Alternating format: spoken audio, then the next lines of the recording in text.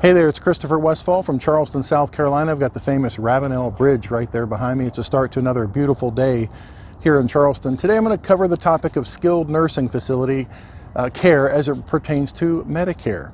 When you go into skilled nursing, it means typically you're recovering from some kind of an ailment, some kind of an injury maybe, and you need care outside of the hospital, but still skilled nursing care, maybe even 24-hour round-the-clock care.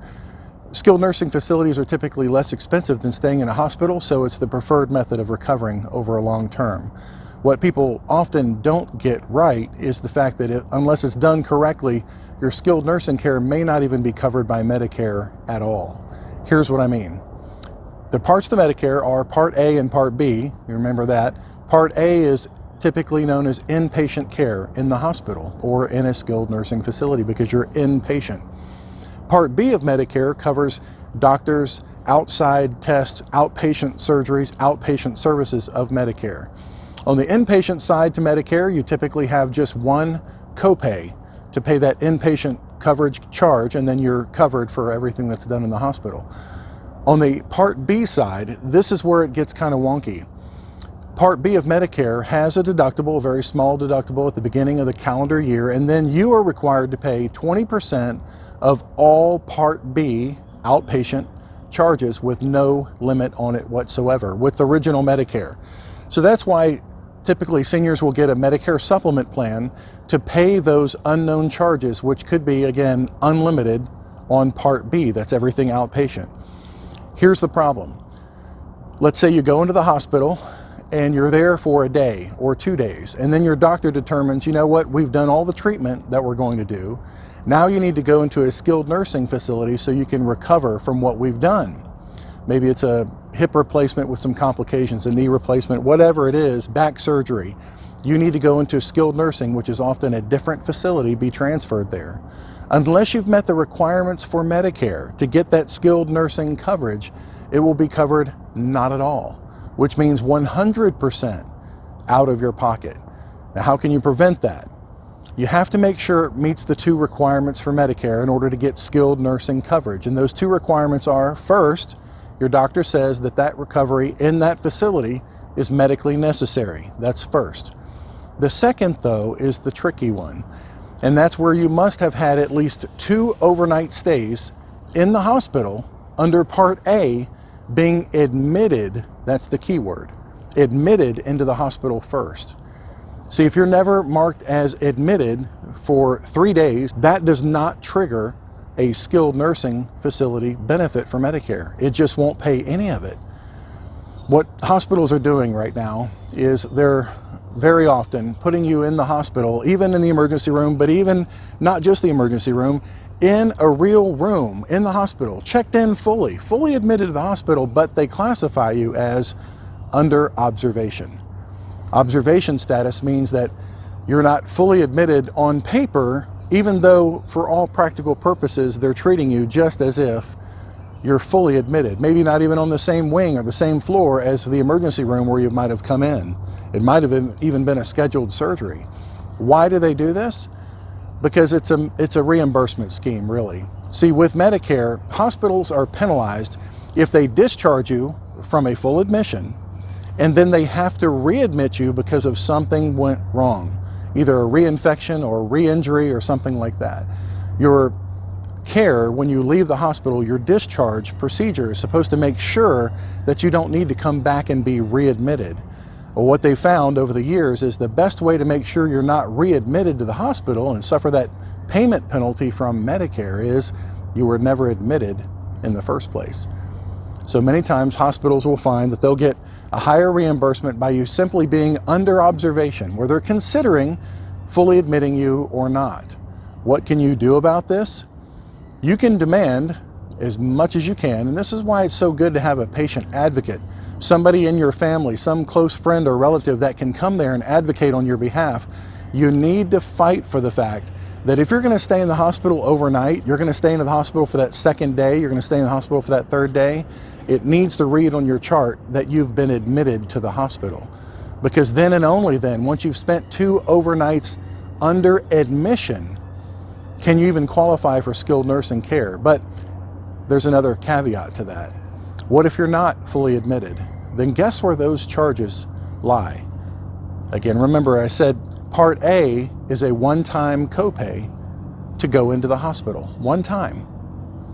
However, Part B, where they treat you as outpatient, under admission, see, technically, according to them on paper, you're still part of the emergency room process. You've never been admitted to the hospital with that one-time cost, so that can be billed under Part B, of which there is no limit. There's no limit on your exposure if it's filed under Part B. So everything that happens in the emergency room, for instance, without a Medicare supplement, without a Medicare Advantage plan, without something on top of Medicare, you are literally exposed to 20% of all of those bills yourself. So technically you could be in the hospital for a week or more under admission, under observation status.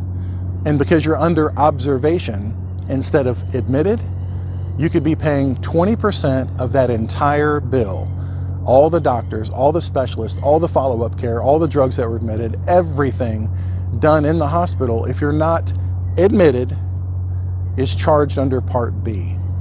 So when you're going in the hospital, if you're going to be staying overnight, you need to get out of under observation status and be fully admitted, especially if skilled nursing care will be any component to your recovery process.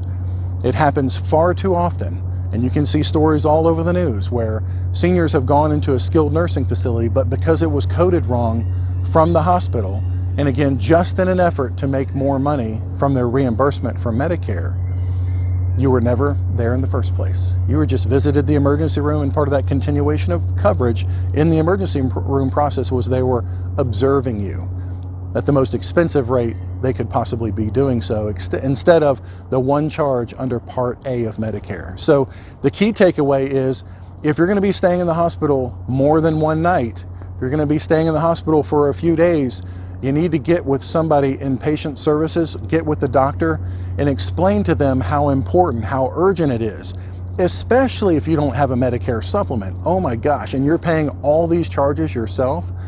You have to get that record to reflect the fact that at one point you've been admitted to the hospital. And if skilled nursing, that skilled nursing facility is going to be in your horizon, if you're going to have that as part of your care, you must know that before you leave the hospital, your records have to have reflected that you are under admission. It's the under observation status that is a big concern.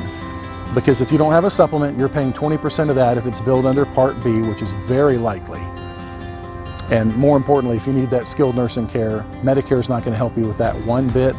And the little known fact of the matter is, if you have a Medicare supplement, right, and all your Part B bills are paid after maybe your deductible, maybe after your co-payments if you're on Plan N, if you're on a Medicare supplement, but Medicare denies something, the supplement must conform with the decision made by Medicare. You know, one of the benefits of a Medicare supplement is it's not a plan provider, it's not an HMO saying, no, you can't have that procedure done. It's your doctor that says, yes, it's medically necessary. But if what your doctor says is outside the scope of what Medicare covers completely, which a skilled nursing facility admission following observation status only and not admission status would not be covered by Medicare. So your Medicare supplement is completely powerless to step in and pay what Medicare doesn't pay for the skilled nursing facility if Medicare is going to deny it because the hospital put you in there under the wrong code. If they're just observing you, they need to admit you, especially if it's going to be over multiple days. I hope this has helped. If you know anybody that's going into the hospital on Medicare, make sure that they know that they need to be in admitted status. It'll help their paycheck, it'll help their bank account, and more importantly, it'll help them greatly to go from potentially full coverage in a skilled nursing recovery setting or no coverage whatsoever, and paying all of that bill completely out of pocket. I'm Christopher Westfall, I'm a Medicare broker from coast to coast. If I can help you with your Medicare insurance, give you another opinion, or help you save some money on what you already have, please call me at 800-729-9590. That's 800-729-9590. or visit me online for helpful videos and posts just like this at seniorsavingsnetwork.org. seniorsavingsnetwork.org. Thanks for watching. Have a great day. Bye-bye.